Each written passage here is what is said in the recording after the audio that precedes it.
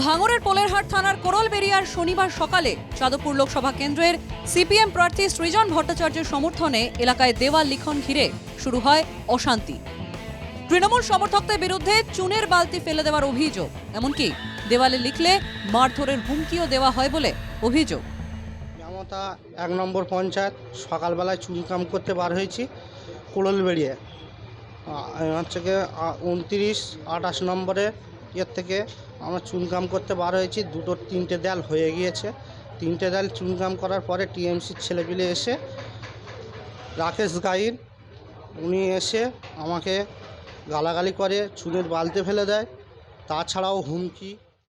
আমরা এই বিষয়ে থানায় জানিয়েছি, আমরা নির্বাচন কমিশনে কমপ্লেন করছি, আমরা এর ধিক্কার জানাচ্ছি, নিন্দা করছি এবং যারা এই ঘটনা ঘটিয়েছেন তাদের অবিলম্বে গ্রেপ্তারের দাবি করছি। অভিযোগ অস্বীকার তৃণমূলের।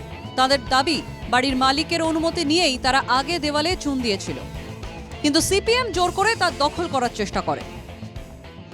এগুলো সবই দাদা ভিত্তিহীন। কারণ কিনা আমরা যে দেওয়ালে চুন টানা ছিল সেটা আমাদের সেই মালিকের কাছ থেকে অনুমতি নিয়ে আমরা চুন টেনেছিলাম, সেই পারমিশনের কাগজও আমাদের কাছে আছে। তো কালকে রাতে বা কালকে দিনের বেলা আমরা যখন চুনটা টানি, টেনে কমপ্লিট হয়ে যাওয়ার পরে আর সকালবেলা দেখছি সিপিএমের কিছু লোকজন তারা দেওয়ালটা দখল করতে চাইছে।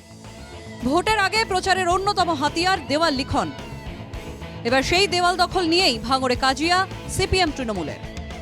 ভাঙড় থেকে আলমগীর মোল্লার রিপোর্ট, এনকে টিভি বাংলা।